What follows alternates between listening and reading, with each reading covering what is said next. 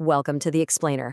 Look, if you are a 1L staring down an absolute mountain of torts cases right now, you already know the sheer, overwhelming chaos of the first year of law school. You're swimming in hundreds of pages of case law, from ancient property disputes to complex modern car crashes. But today, we're going to turn all that chaos into pure clarity. So here's the million-dollar question. How do you actually compress all that reading, hundreds of cases, into one single exam-crushing document? You might be feeling that exam anxiety creeping in, but seriously, don't sweat it. We're going to build your ultimate weapon, a structured, ironclad attack outline. It's not just taking notes, it's about building a machine that practically spits out perfect exam answers for you. Okay, let's dive right into this. Here is our master blueprint: building your attack outline, the party-oriented approach, mastering the IRAC method, mapping out intentional torts, navigating negligence and defenses, and finally, applying your legal framework. Section 1. Building your attack outline. Structured predictability. The absolute biggest mistake law students make: treating their outline like a textbook. An attack outline is definitely not just a summary of your notes. It's a strategic framework designed to help you spot issues incredibly fast. You want to turn that case law chaos into structured, predictable logic. The goal here is that when you sit down for that exam, your outline guides your brain automatically from one element to the next, making sure you never miss a hidden issue. Section 2.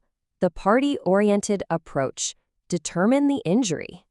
Literally, every single torts problem starts with the parties involved. You've got to follow 3 crucial steps here. Step 1, identify the parties. Simply put, who is suing whom? Step 2, determine the nature of the injury. Is it physical, emotional, economic, or maybe property damage? And step 3, match the action, or, the inaction, that caused the injury to the appropriate tort.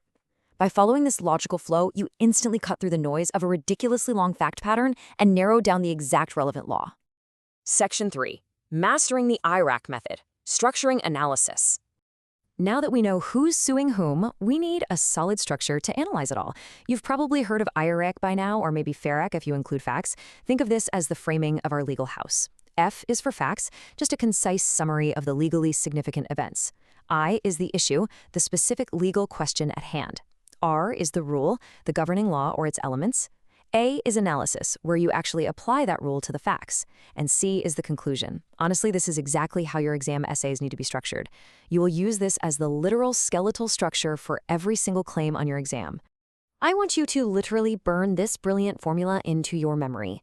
For the issue part of your essay, use this exact phrasing: under rule when significant facts does legal result. Let me give you an example. Instead of just writing, is there battery? You write, under the doctrine of battery, when a 5-year-old child moves a chair as a person is sitting down with substantial certainty they will hit the floor, does the child possess the requisite intent to be liable? See how much more professional and targeted that sounds? It's an absolute cheat code for writing the perfect issue statement. Moving on to Section 4, mapping out intentional torts, the BAFT-T mnemonic. Okay, let's shift to substantive law. This is basically the first major wing of your outline structure. There are 7 classic intentional torts, and you need a way to recall them instantly under pressure. Enter the BAFT-T mnemonic: battery, assault, false imprisonment, fear, which is your intentional infliction of emotional distress, or IIED, trespass to land, trespass to chattels, and conversion. Another really great one is fitted cab. Write these mnemonics at the top of your scratch paper the second the exam clock starts. Seriously, they are essential memory anchors for categorizing torts against persons and torts against property. I highly recommend building a quick reference grid directly into your outline. Notice the key element and requirement for each tort here. Assault requires apprehension of an imminent contact. False imprisonment requires a bounded area. Trespass to land, that requires a physical invasion. Trespass to chattels involves interference, while conversion involves a much more serious exercise of dominion. When you're racing against the clock during an exam, having a visual structure like this allows for rapid, lightning-fast reference. But hold on, remember that all intentional torts require, intent. And intent isn't always just, hey, I wanted to hurt them. Intent can be specific, where it's your actual purpose to cause the consequence, but it can also be general, meaning you acted with substantial certainty that the consequence would happen. Or it can be transferred intent, where you intend to hit person A, completely miss, and hit person B instead. Let me tell you, substantial certainty and transferred intent are the secret traps professors absolutely love to test on exams. You've got to clearly define these in your outline so that you can spot them hiding in complex fact patterns. Section 5. Navigating negligence and defenses. The behemoth. If intentional torts are one wing of the building, negligence is the absolute behemoth that takes up the rest of the block. Instead of just a boring list, imagine treating negligence like a corporate structure. Let's call it Negligence, Inc. You have the president, which is the overall negligence claim. Right below that, the senior vice presidents are your 5 elements. Duty, breach, causation, which remember is split into actual and proximate cause, and damages. Making these abstract elements concrete with a visual hierarchy ensures you never skip an element in your analysis. If you miss one SDP, the whole company goes under. Now, once you establish negligence, you immediately look for defenses. You must clearly contrast contributory negligence and comparative negligence in your outline. Why does this even matter? Well, let's look at the case law. In the Massengale case, Minda was driving without her required corrective glasses and actually praying while driving when she hit another car. Because she was in a pure contributory negligence jurisdiction, her own negligence was a complete and total bar to recovery. She got $0.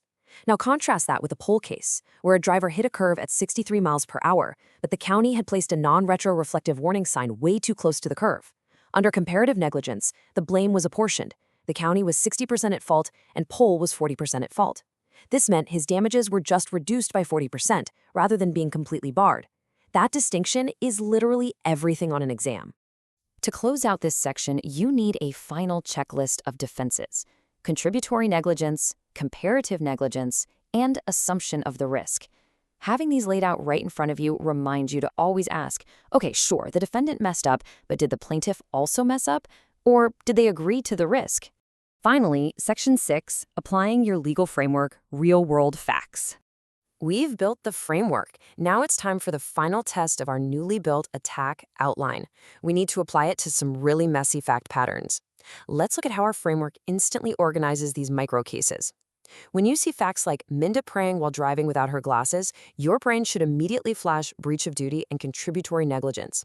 When 12-year-old Pete is showing off on his bike and hits Patricia, you automatically run through duty, breach, causation, and damages. When Pohl hits that curve at 63 miles per hour because the county's warning sign was non-retroreflective and placed too close, you instantly see the intersecting issues of breach by the county, proximate cause, and comparative fault by the speeding driver. Your outline takes a chaotic story and turns it into a neat set of legal checkboxes. Let's leave you with this final provocative thought straight from the Dickerson case. Imagine a pedestrian who crosses the middle of the street at night, totally without looking, and gets hit. The pedestrian is clearly contributory negligent. But wait, what if the driver was speeding and, according to witnesses, had 12 whole seconds to see the pedestrian walking across the road before the impact? Does the driver still have the last clear chance to avoid the crash, completely overriding the pedestrian's negligence? How does your new attack outline turn a chaotic 140-foot skid mark in the middle of the night into a predictable, logical, legal conclusion? Think about how you would structure that IRAC, because that is exactly the kind of question waiting for you on your final exam. Good luck outlining.